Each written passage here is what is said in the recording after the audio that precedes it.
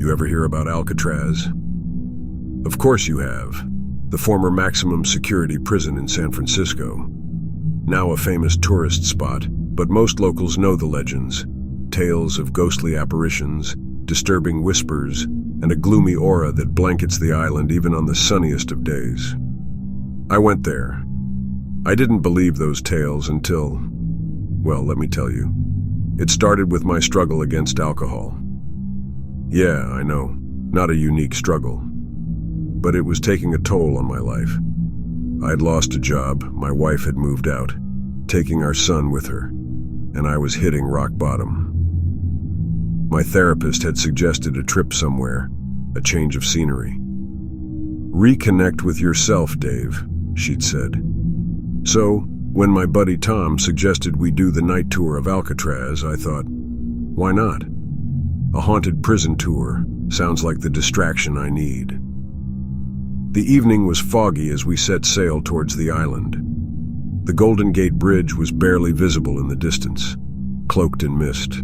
The whole setting was eerie, the choppy water, the gray sky, the haunting silhouette of Alcatraz drawing nearer. A guide greeted us. Alcatraz housed some of the most notorious criminals, you know, she said, as we walked the prison's cold, gray corridors. The tales of prisoners' desperate cries, insane laughter, and the sheer desolation enveloped us. But it wasn't just tales for me.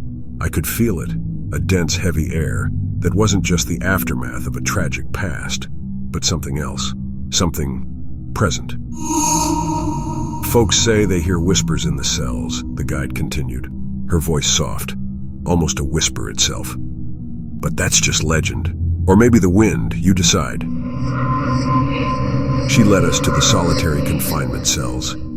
As I stepped in one, I felt an overwhelming sadness and isolation. My own struggles seemed to echo in the cold, dark void of that cell. I imagined being trapped not by walls, but by one's own mind. My fight with alcohol felt so similar. The guide moved on, but I lagged behind, lost in thought. And then I heard it. A whisper, but not from the wind. It was a voice I recognized. Dave, help me. Chills ran down my spine. That was my son's voice. Panicking, I shouted, "Max? Max, are you here?" I raced out of the cell, looking around wildly, but there was no one, just Tom, looking at me with concern. "Did you hear that?" I asked him, breathless. "Hear what?" "My son. I heard Max." Tom tried to calm me down. "Dave, it's all in your head. It's just the atmosphere playing tricks on you."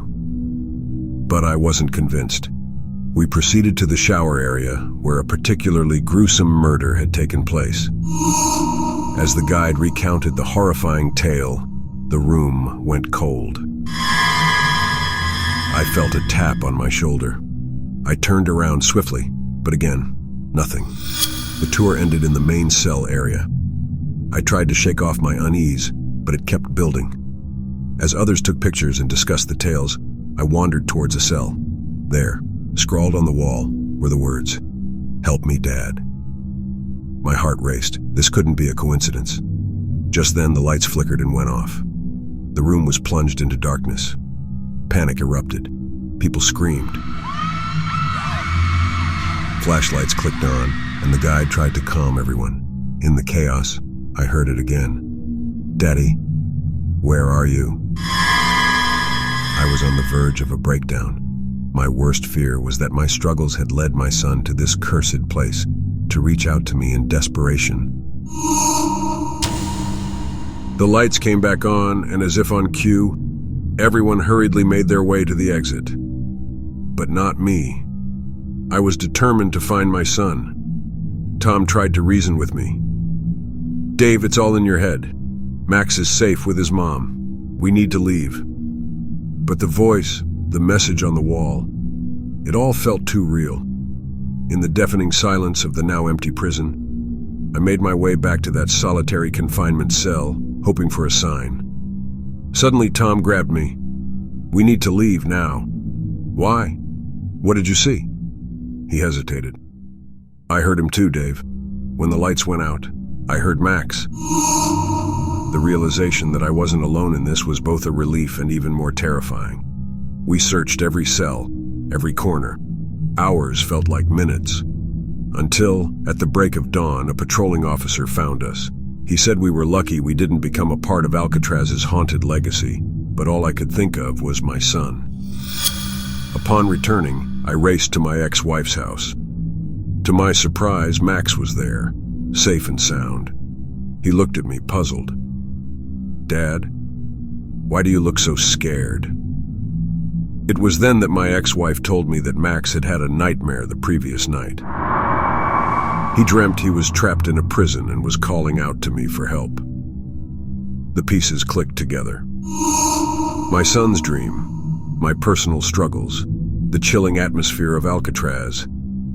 They had culminated into an experience that defied explanation. A psychological connection, a ripple in the fabric of reality. I may never know. But one thing was clear. My bond with my son was stronger than any cell or barrier, physical or mental.